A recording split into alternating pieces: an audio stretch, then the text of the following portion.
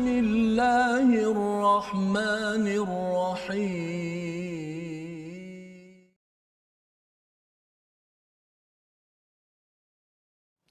Ada lara dalam syurga. Nabi Adam bersama Hawa diberitahu agar tidak mendekati sepohon satu bahagian di dalam syurga. Namun apa yang berlaku ialah terus Nabi Adam terkeluar daripada kampung halaman itu menuju ke dunia. Dunia ini seperti penjara, tetapi ianya seperti syurga bagi orang-orang yang kufur pada yang esa. Terus kita mencari hidayah, bersama hidayah agar hidup ini kembali jua bertemu yang esa.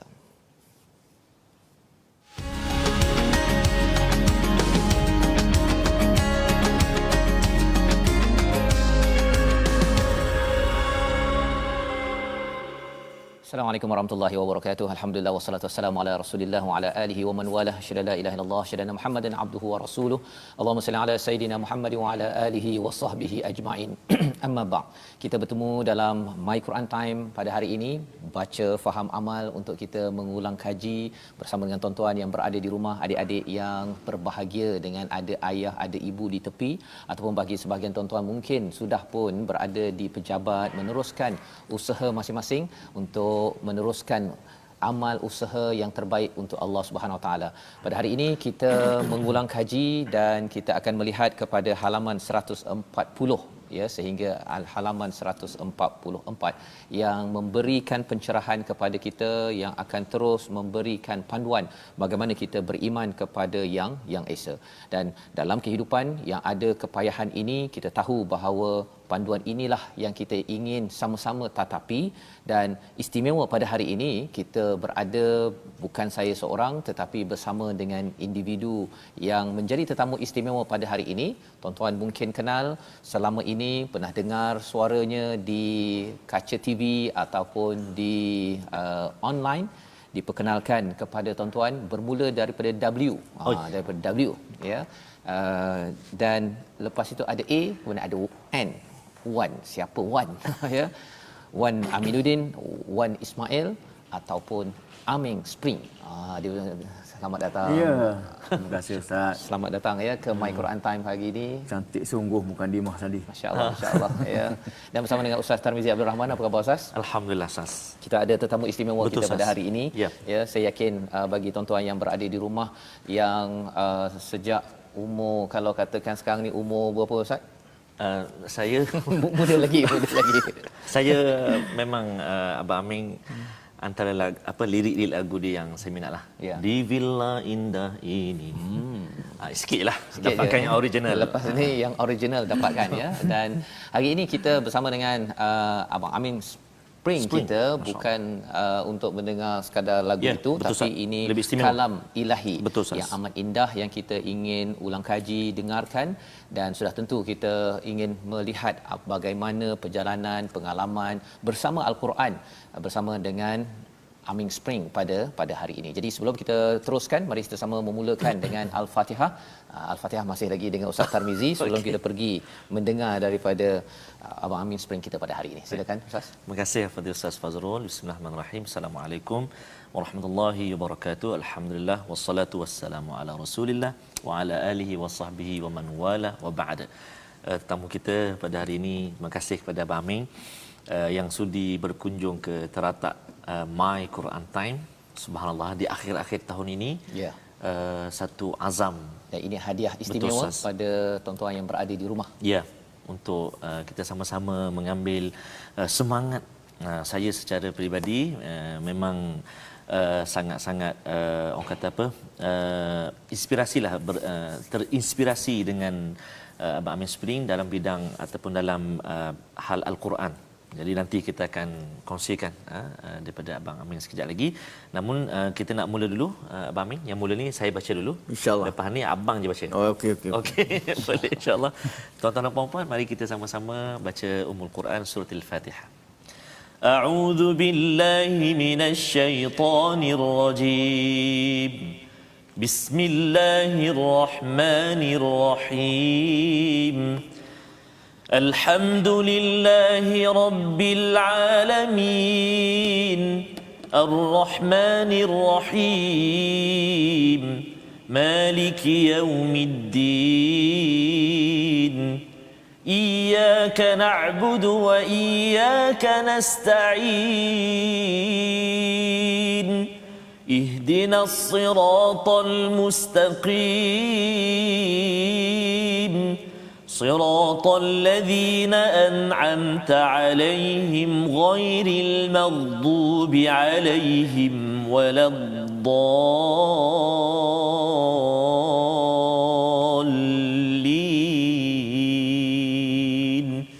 آمين. Amin ya rabbal alamin. Begitulah bacaan Al-Fatihah daripada Ustaz Tarmizi Abdul Rahman untuk kita sama-sama memohon pada Allah Subhanahu taala pada setiap masa, pada setiap hari, 17 kali sehari kita memohon hidayah daripada Allah Subhanahu taala untuk bersama dengan an'amta alaihim, orang-orang yang diberikan nikmat di kalangan para nabi, siddiqin, syuhada dan juga orang-orang soleh. Dan para nabi itu ada banyak sifatnya, ada yang bersama dengan pemerintah, ada yang daripada orang yang penting menjadi orang yang habis sakit dan hancur hartanya seperti Nabi Ayub, ada yang nabi daripada bawah pergi ke atas seperti Nabi Yusuf, ya, dalam perjalanan dari bawah ke atas itu bersama keluarga, adik-beradik yang tak puas hati dimasukkan ke dalam telaga, dimasukkan ke dalam istana ataupun tempat yang mulia, tapi rupanya digoda, dimasukkan ke dalam penjara, tetapi akhirnya Allah menetapkan sesuatu yang lebih baik kerana apabila bersama dengan wahyu, bersama hidayah, maka sudah pasti ianya akan membawa kita bersama an'amta alaihim. Jadi ini adalah apa yang kita baca pada setiap hari, dan pada hari ini kita nak mengulang kaji pada halaman 140. Kita ingin mendengar bacaan, tuan-tuan baca bersama, adik-adik yang berada di rumah boleh buka muka surat 140 ayat 95 96. Kali ini bukan Ustaz Tarmizi lagi, tetapi bersama dengan Aming. Ya. Silakan. A'udzubillahi minasyaitonirrajim. Bismillahirrahmanirrahim. Inna Allaha falikul habbi wan nawa yukhrijul hayya minal mayyiti wa mukhrijul mayyiti minal hayy Dzalikumullahu fa'anna tu'fakun Falikul isbahi wa ja'ala al-layla sakanan Falikul isbahi wa ja'ala al-layla sakanan wasyamsa wal qamara husbana Allah Dzalika taqdirul azizil alim. Masya-Allah, Allah, masya-Allah. Sadaqallahul azim. Terima kasih diucapkan pada Aming Spring membacakan ayat 95 daripada surah Al-An'am. Kali ini Ustaz ya, yang membaca Al-Quran tidak semestinya ustaz, ya. Tidak semestinya mestilah yang belajar di Morocco, ya.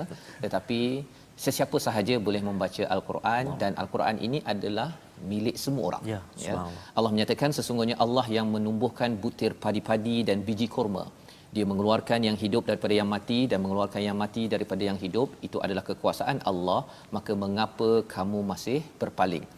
Allah mengingatkan kepada kita tentang al-habbi wan nawa, ya, seperti jagung ada butir-butir yang seperti padi, ya, dan nawa ini adalah biji benih daripada kurma, buah-buahan seperti mangga, semuanya ada biji benih. Dan dua-dua itu dipecahkan ataupun dibukakan, dibelah oleh Allah. Falikul habbi wan nawa. Terjemahan tuan-tuan akan melihat menumbuhkan, tetapi cara ia ditumbuhkan itu dengan proses faliq, iaitu dipecahkan ataupun dibelah, dan itulah juga yang berlaku pada waktu subuh. Bila subuh dibelah, maka terpancarlah cahaya fajar yang disampaikan pada ayat 96. Allah memperkenalkan perkara ini, kalau katakan pada ayat 95 itu yukhrijul hayya minal mait. Allah mengeluarkan daripada yang hidup itu mati, daripada Allah mengeluarkan daripada yang mati itu hidup, daripada buah kelapa yang mati itu akhirnya kita rasa macam dia dah tua dan mati, tiba-tiba tumbuh tunas dan akhirnya membina satu pohon yang makin lama makin membesar, hidup, dan yang hidup itu mengeluarkan buah yang mati selepas itu. Itu perkara yang selalu kita lihat di luar sana. Sebenarnya Allah nak beritahu kepada kita bahawa kita dulu adalah mati, kemudian kita hidup sekarang, dan kemudian kita akan mati dan kita akan bertemu kembali kepada Allah. Tapi ada ramai yang tu'fakun pada ayat 95, tidak memerhati kelapa, kepada kurma, kepada mangga, kepada durian musangking yang dia makan. Dia makan sahaja, Aming, ya. Dia makan tapi dia tak kaitkan dengan bagaimana Allah sedang memberitahu kalau kamu makan dapat manfaat daripada buah-buahan tersebut, sebenarnya kamu juga perlu memberi manfaat kepada dunia. Jadi mungkin di sini awal ni nak bertanya pada Abang Aming Spring kita, bila saya bertemu Abang Aming dulu suatu masa dahulu di Keluang. Oh, subhanallah. Ya, di penjara Keluang. Ya, dan kemudian sekarang ini Abang Aming sudah berada di sini, dan pada waktu itu bila mendengar suara Abang Aming membaca, dulu saya dengar lagu Abang Aming. Kan? Saya dengar tapi Ustaz pernah rock. Ya, zaman dulu tak apa, jangan bercerita apa. Okey. Tapi bila dengar Abang Aming baca Al-Quran di penjara Keluang tu, rasa saya kata kalau boleh satu hari nanti saya nak jemput Abang Aming untuk saya bersama, ya, untuk saya tadabbur juga waktu itu, ya. Dan rupa-rupanya rezekinya pada hari ini. Jadi mungkin Abang Aming boleh cerita sikit, ya, bagaimana bersama Al-Quran dalam hidup ini dan apakah makna Al-Quran sampai tahap ini. Silakan Abang Aming. Terima kasih kepada Ustaz Fazrul. Masa tu saya jumpa Ustaz, saya tak sangka Ustaz pun popular. Saya tak popular. Saya ingat saya seorang je popular. Rupanya Ustaz lagi popular. Dan Alhamdulillah Ustaz, dia sebenarnya Al-Quran, ketika saya menjalani tahanan di penjara Keluang, Al-Quran adalah sahabat karib saya lah. Subhanallah. Sebab masa tu kita dibelenggu dengan kesunyian, kita dibelenggu dengan kepayahan, kerinduan pada keluarga, dan juga kedaifan dengan kehidupan kita dalam penjara tu, dengan susah payahnya, dengan panasnya, dengan nyamuk banyaknya, dengan kekurangan makanan, kekurangan pakaian, kekurangan kebersihan. Jadi sebagai satu jalan untuk mencari satu solution lah, bagaimana kita nak menghadapi dengan benda tu, kita jadikan Al-Quran ini sebagai peneman lah. Dan ternyata Al-Quran banyak menolong saya lah untuk melalui perjalanan-perjalanan kehidupan saya dalam penjara, sebab saya menjalani hukuman penjara satu jangka masa yang agak panjang. Di mana saya keseluruhannya saya ditahan dalam penjara selama 6 tahun. Dan kalau diikutkan hukuman sebenar adalah 8 tahun, tetapi memandangkan saya mengikuti program-program penjara itu dengan baik, dan boleh dikatakan saya pun dah berkelakuan baik semasa dalam penjara, dikurangkan hukuman sebanyak 2 tahun. Dan rasanya dikurangkan hukuman kerana 2 tahun itu pun kerana Al-Quran. Sebab apabila kita selalu berhadapan dengan Al-Quran, jadi mereka yang tengok kita selalu membaca Al-Quran ni mungkin dia rasa macam sejuk hati, kan. Pegawai-pegawai penjara pun tengok, Aming ni dah berubah, bagus, hari-hari duduk pegang Al-Quran. Jadi saya tak langsung, Al-Quran tu dah menolong saya di situ. Dan ternyata Al-Quran ini adalah satu sahabat, bukan kata hanya di akhirat. Dan saya telah merasa kebuktian dia itu apabila saya duduk dalam penjara, di dalam kesunyian, di dalam kerinduan, di dalam kelaparan, di dalam kemiskinan, dan ternyata Al-Quran ini dapat menghiburkan hati saya lah. Di mana setiap hari apabila saya teringat dengan family, teringat dengan anak-anak, saya buka Al-Quran, tenang hati saya. Dan ketika saya menghadapi kelaparan, kekurangan makanan, rasanya apa benda yang kita rasa nak makan tu tak ada. Macam semalam kita dapat makan burger, tak ada dalam penjara, kan. Jadi saya bila teringatkan benda-benda yang saya rasa inginkan, saya buka Al-Quran, dan ternyata Al-Quran itu dapat mengalihkan pemikiran kita kepada benda-benda yang kita, Masya-Allah, subhanallah, kita pemikiran kita pada benda-benda yang kita hadapi dengan kesusahan tu. Dan ternyata Al-Quran ini sedikit sebanyak memberi rezeki yang baik untuk saya dalam penjara, subhanallah, memberi kehidupan yang baik untuk keluarga saya di luar, dan memberi satu pandangan yang pada asalnya kalau dibentangkan dalam surat khabar ketika mula-mula saya ditangkap, dia kata Aming Spring tarik dadah lah, Aming Spring kaki dadah. Ternyata apabila saya mendekat dengan Al-Quran, ternyata selepas itu keluar cerita-cerita yang cantik, dan cerita-cerita yang menarik saja, sehingga kan kemuliaan Al-Quran ini telah meletakkan saya bersama dengan Ustaz Fazrul dan juga Ustaz Tarmizi. Allahu Akbar. Kalau dulu di kiri kanan saya hanyalah kumpulan-kumpulan gangsterism. Kan? Dengan tatu-tatu yang besar, dengan muka-muka yang garang, dan sekarang ternyata dengan mereka-mereka yang soleh, insya-Allah. Amin. Itulah di antara kelebihan. Terima kasih diucapkan pada Abang Aming sebagai satu inspirasi untuk kita bersama, tuan-tuan ya. Bila Allah menyatakan sebentar tadi, Allah ini faliqul habbi wan nawa dan juga faliqul isbah, Allah membelah kepada fajar itu. Sebenarnya saya yakin Abang Aming dapat inspirasi ataupun bersama Al-Quran ini salah satunya kerana adanya subuh yang dihargai ketika dalam penjara tersebut ya. Saya yakin bila dengar cerita jadual di dalam penjara tersebut, salah satunya waktu subuh itu untuk bangun, untuk solat. Rupa-rupanya ini adalah satu anugerah yang besar daripada Allah SWT, dan Allah kata ini malam sebagai tempat istirahat ya. Ada orang tidur sepanjang malam untuk berehat. Tapi ada orang yang mengambil malam itu rehat, tidur okey, tapi dia juga membaca Al-Quran kerana persediaan untuk hari esoknya. Wasyamsa wal qamara husbana, matahari dan bulan itu Allah ada perkiraan yang tertentu, itu untuk masa, kita mengira masa, tapi waktu siang itu juga adalah untuk berusaha. Kalau di luar penjara cari nafkah, tapi kalau dalam penjara aktiviti Abang Aming dulu Ya, memang seawal jam 5 pagi kita terpaksa bangun lah. Bangun untuk siap sedia sembahyang subuh berjemaah, dan lepas itu ada tazkirah. Kemudian pukul 9 hingga pukul 11 pagi ada kawat untuk exercise, dan pukul 12 tengah hari biasanya kita makan. Sebelum makan kita selalunya akan solat berjemaah. Dan tazkirah akan disambung lagi selepas pada Zuhur sehingga Asar. InsyaAllah. Jadi matahari amat penting dalam kehidupan di penjara tersebut. Pasal apa? Pasal bila matahari jatuh ke barat, ke timur maksudnya waktu Zuhur masuk, kemudian kalau satu kayu tu sama panjang dah terlebih sikit, itu maksudnya waktu Asar. Sebenarnya bila kita melihat kepada matahari, ia bukan sekadar untuk melakukan proses fotosintesis. Itu semua dapat. Chong dapat, gangster dapat, tak gangster pun dapat matahari yang sama.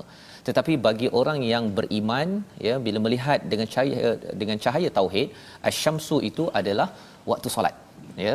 Dan juga kalau kita tengok wal qamar itu adalah bulan untuk menentukan bulan puasa, tentukan bulan untuk bayar zakat, dan juga bulan untuk haji. Jadi cara melihat bintang dan bulan ini ataupun bulan matahari dan bulan ini berbeza sedikit, bukan berbeza sedikit, banyak tu. Pasal kalau cakap tentang wasyamsa itu sekadar bercakap tentang masa, bercakap tentang fotosintesis makan. Sebenarnya beruang pun kan dia mengambil manfaat daripada matahari, bahagian makan dan juga masanya kan, masa untuk keluar cari makan, lepas tu makan, lepas tu tidur. Tetapi yang lebih daripada situ, bila Abang Aming berkongsi jadual tadi itu, jadual yang betul-betul menghargai kepada apa yang Allah cakap kat sini, zalika taqdirul azizil alim, ini adalah daripada yang maha perkasa, yang maha mengetahui. Allah susun perkara itu masing-masing ada nilai yang penting yang boleh kita jiwai daripada ayat yang kita baca pada hari ini. Jadi kita ingin teruskan dengan halaman 141 ya, dengan satu ayat yang menceritakan tentang Allah membawakan kebesaran-kebesaran Allah ini dalam bentuk pelbagai. Ayat 105. Saya silakan Abang Aming. A'udzubillahi minasyaitonirrajim. وَكَذَلِكَ نُصَرِّفُ الْآيَاتِ وَلِيَقُولُوا دَرَسْتَ وَلِنُبَيِّنَهُ لِقَوْمٍ يَعْلَمُونَ. Subhanallah. Allah. Ya, itu adalah daripada ayat 105, dan demikianlah kami jelaskan berulang-ulang ayat kami agar orang musyrik mengatakan engkau telah mempelajari ayat-ayat itu daripada ahlul kitab, dan agar kami jelaskan al-Quran itu kepada orang yang mengetahui. Jadi belajar al-Quran, satu, Allah membawakan ayat-ayat Allah ini dalam bentuk pelbagai, nusarrif. Ya, kadang-kadang dengan cara baca daripada kitab tak tersentak, tetapi Allah bawakan ayat Allah ini dalam bentuk yang daripada fenomena alam. Dan mungkin dalam kisah Abang Aming sendiri, Allah bawakan Quran ini sejak bila Abang Aming membaca Al-Quran? Sebenarnya saya ni kalau nak dikira baru saja belajar Al-Quran. Saya belajar Al-Quran. Ya, ada penonton tanya, bolehlah baca lancar. Adakah mula-mula tu dah? Ya, saya belajar Al-Quran ketika umur saya 42 tahun sebenarnya. Masya-Allah. 42 tahun hidup baru saya belajar Al-Quran. Subhanallah. Dan ketika kanak-kanak memang adalah ibu bapa kita suruh belajar kan. Tapi kita tak belajar secara bersungguh-sungguh lah. Kita tak belajar sepenuhnya. Di mana kalau disuruh pergi rumah Tok Guru tu tak sampai Ustaz. Tak sampai rumah Tok Guru. Serat jalannya kita menyorok lah. Menyorok kat semak-semak kan. Yang pergi tu pergilah. Yang tak pergi ni menyorok. Adalah 2-3 orang rakan-rakan seangkatan kan. Tapi apabila dia orang balik daripada rumah Tok Guru tu, kita ikut balik ke belakang. Itu dia punya rahsianya. Rahsia 42 tahun. Selama 42 tahun saya buat kerja macam tu Ustaz. Allah. Perkara itu yang kita nak tahu selepas ini, iaitu apa yang berlaku selepas umur 42 tahun itu, memberi inspirasi pada tuan-tuan yang berada di rumah. Kalau ada yang kata bahawa saya tak lancar, tapi macam mana saya nak jadi selancar Aming dan lepas ini nak terus maju ke depan. Kita berehat sebentar. My Quran Time, baca, faham, amal, insya-Allah.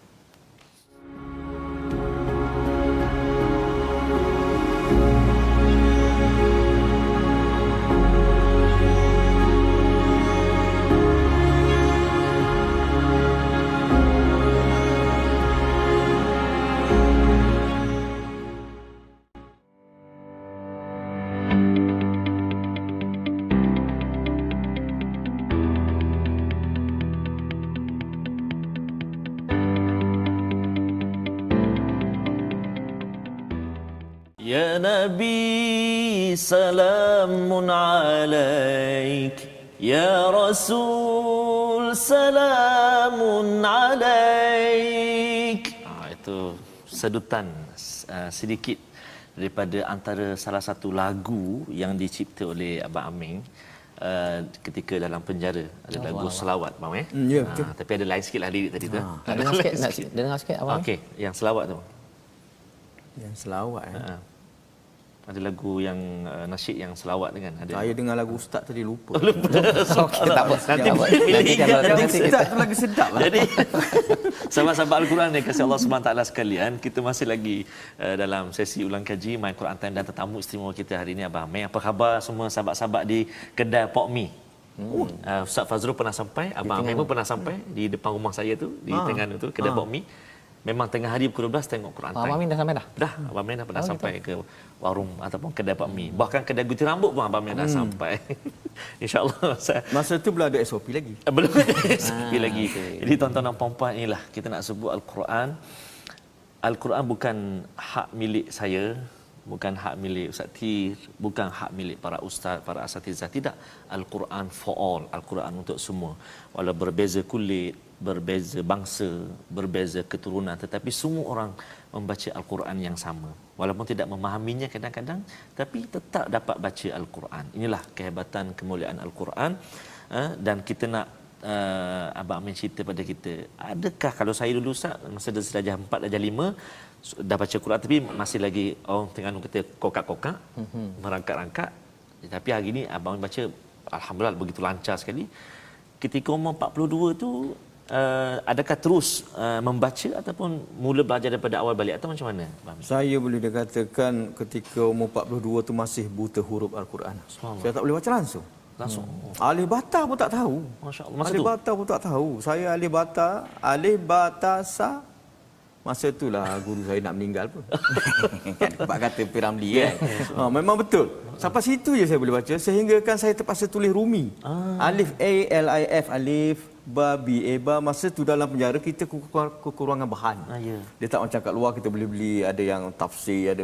Cuma dalam penjara apa yang ada itu jelah. Dan kebetulan dalam penjara tu dia first model.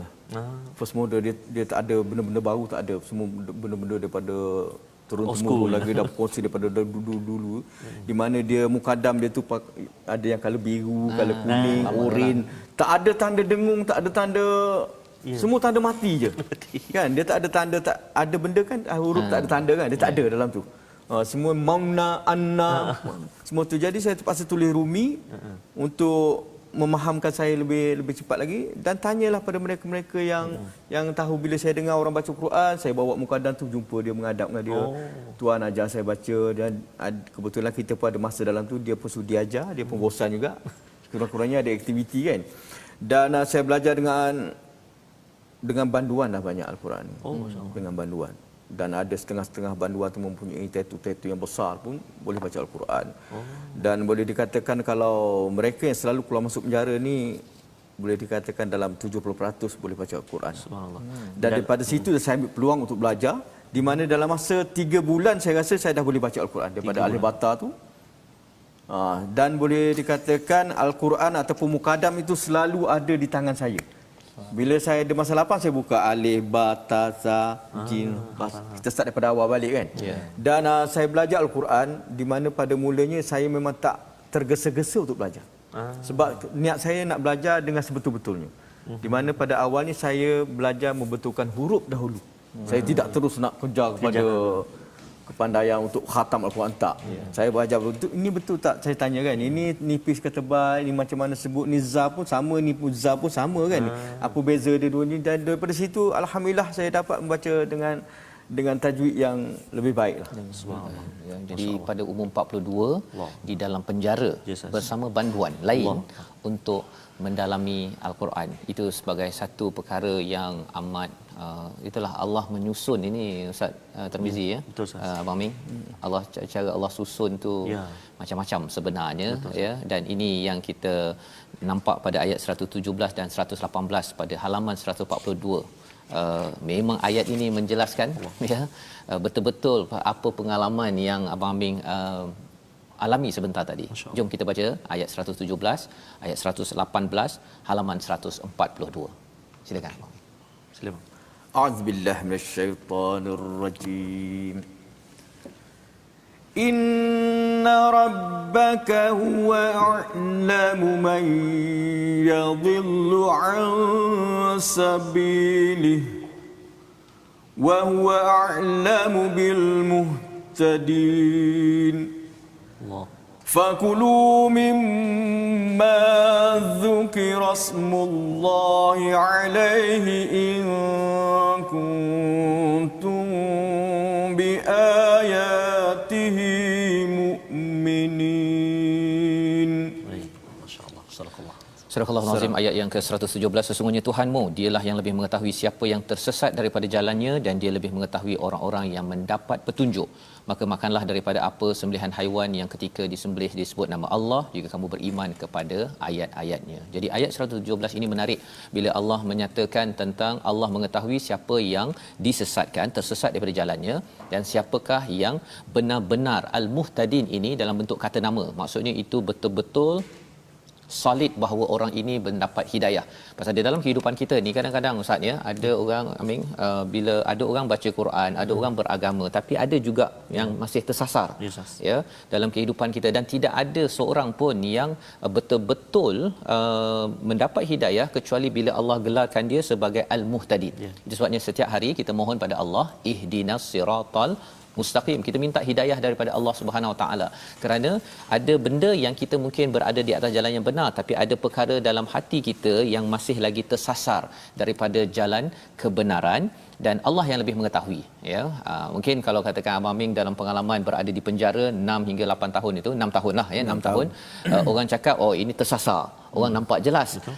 Orang yang tak masuk penjara tak semestinya dia tidak tersasar. Betul. Pasal apa? Kadang-kadang dia lepas juga. Dia lagi lincah lagi dan tak kena tangkap, tetapi rupa-rupanya dia masih lagi tersasar ataupun istilahnya yadillu an sabili.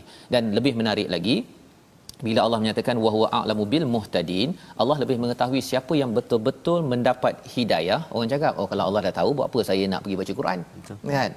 Tapi sebenarnya Allah tahu ini kerana kita tak tahu semua perkara apa yang akan berlaku ke depan. Abang Amin pun tak tahu pada umur 42 tahun boleh pula baca Alif Bata, ya. Tetapi pada tahun 2020 berada di sini mendengarkan bacaan Al-Quran ini kepada tuan-tuan sekalian. Dan masa tu Ustaz, yang menjadi inspirasi pada saya terbaca satu tafsiran daripada Al-Quran di mana Allah tu dia menceritakan bahawa ada sesuatu benda ni yang kita suka sebenarnya tak baik bagi kita. Ya. Dan ada suatu benda yang kita tak suka sebenarnya baik bagi bagi kita, kan. Dan itu saya rasa ketika saya berada di luar, saya suka seronok dengan kehidupan disko sana, disko sini, hang sana, hang sini, kan. Lampu kolip sana, lampu kolip sini. Rupanya benda tu tak baik bagi saya. Dan ketika saya duduk dalam penjara, saya tak suka duduk dalam penjara. rupanya memberi 1000 kebaikan. Masya-Allah. Dan sebenarnya Allah lebih mengetahui apa yang lebih baik pada kita. Allah lebih mengetahui ya siapa yang akan dicerahkan dengan hidayah. Dan tiba-tiba pada ayat 118 macam tiba-tiba Ustaz ya, fakulu mimma dzukirasmullahi alaih, makanlah daripada apa sembelihan haiwan yang ketika disembelih disebut nama Allah jika kamu beriman kepada ayat-ayatnya. Salah satu daripada petanda orang yang mendapat hidayah dijaga makan. Ya, dijaga makan. Dan perkara ini adalah terkesan pada semua orang ya. Saya tak pasti macam mana pengalaman Abang Aming ya, tetapi masing-masing di kalangan kita mungkin halal dari segi tak makan khinzir contohnya kan, tetapi adakah halal dari segi pendapatan yang ada kan. Jadi Allah menyertakan di sini secara ringkasnya, kalau tidak disebut nama Allah makan bangkai kan.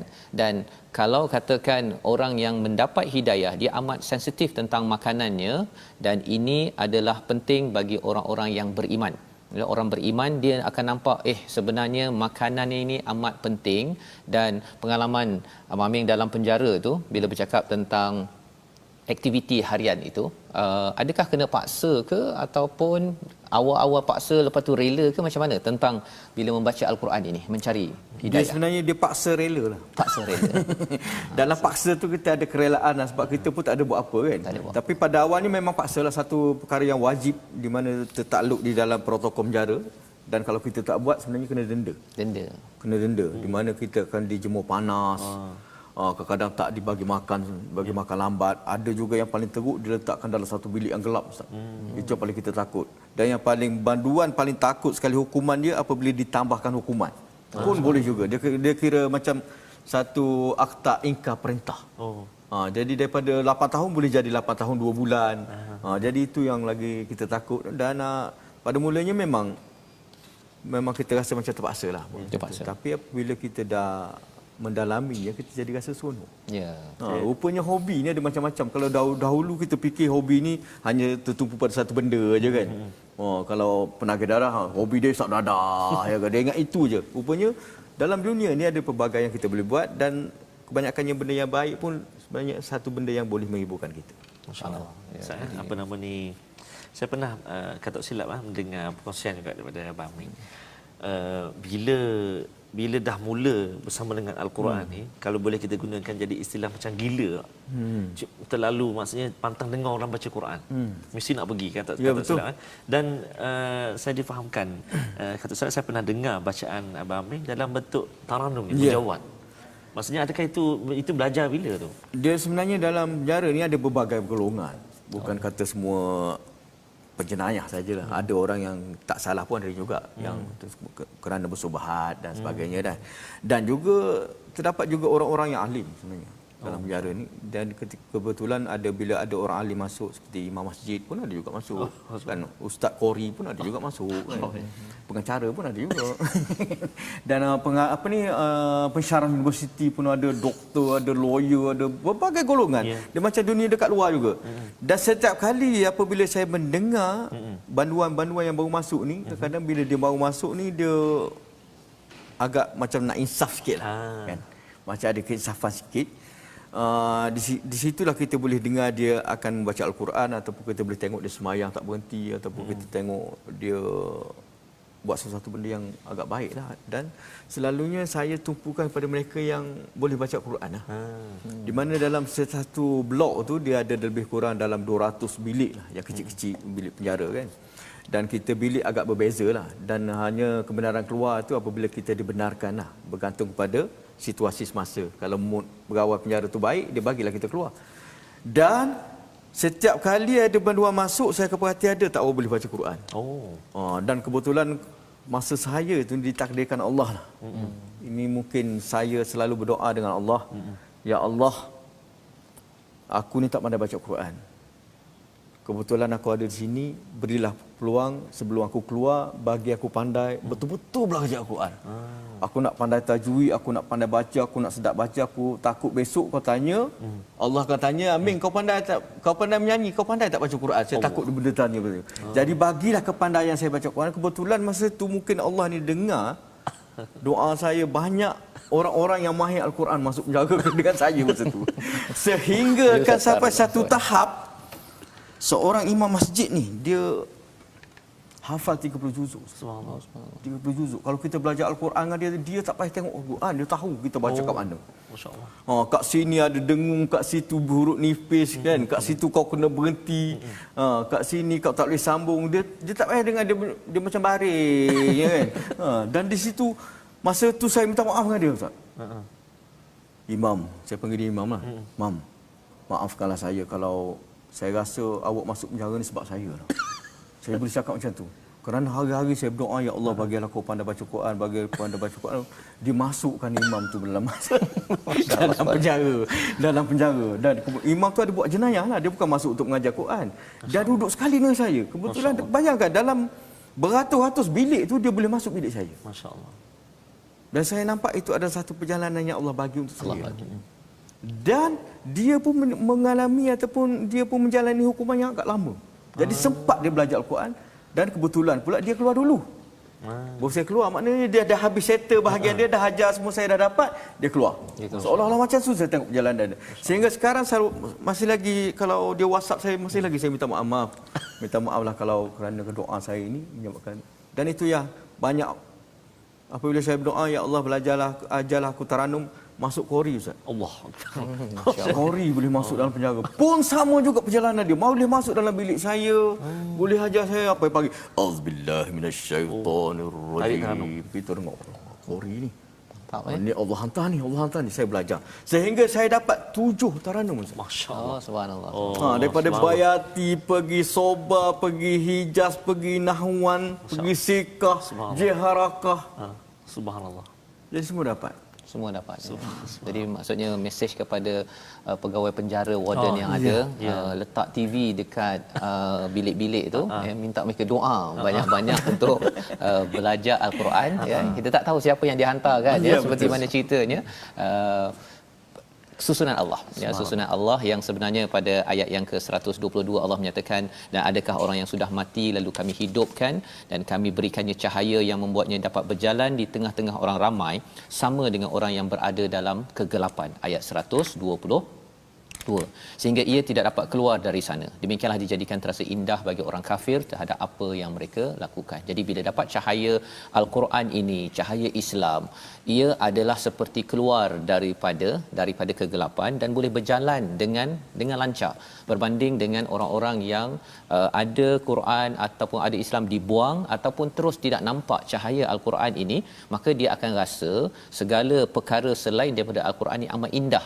Itu yang Allah nyatakan pada ayat 122. Abang Amin tadi berkongsi kehidupan sebelum ini rasa indah, rupa-rupanya ada yang lebih indah lagi, iaitu bersama Al-Quran. Dan malah Al-Quran ini, kalau malam turun Al-Quran, malam itu diangkat sebagai Lailatul Qadar, amat mulia. Quran dibawa oleh para malaikat, satu malaikat Jibril, maka Jibril itu menjadi ketua yang amat mulia. Seorang nabi yang membawa Al-Quran, nabi itulah yang amat mulia, Nabi Muhammad sallallahu alaihi wasallam. Jika kita tuan-tuan sekalian, abang Amin kita pada hari ini dengan Al-Quran, Allah tidak pernah mungkir janji untuk terus memuliakan apabila tuan-tuan semua sentiasa istiqamah bersama Al-Quran. Jadi di hujung ini saya mungkin bagi 1 minit kepada abang Amin untuk beri ucapan ataupun galakan kepada ibu ayah ataupun mungkin ada di kalangan yang mungkin pernah tersilap pada masa lampau. Nasihat Al-Quran daripada abang Amin kita, silakan. Terima kasih kepada Ustaz. Dan bagi mereka yang tak belajar Al-Quran, sebenarnya rugilah. Kerana Al-Quran ini adalah karamullah, kata-kata Allah. Dan rasanya Al-Quran ini bukan hanya beri manfaat pada kita apabila kita mati. Dia manfaat itu kita boleh nampak ketika kita hidup lagi. Masya-Allah. Di mana kalau dibandingkan kehidupan saya dahulu dengan sekarang, memang nampak perbezaan dia. Subhanallah. Bukan perbezaan yang saya rasai, tapi perbezaan pandangan masyarakat pada saya. Subhanallah. Yang kita rasa ni mungkin kadang-kadang kita rasa macam ada keegoan di situ kan. Tapi orang tengok kita. Kalau dulu, Subhanallah, orang selalu tengok dengan sebelah mata kan.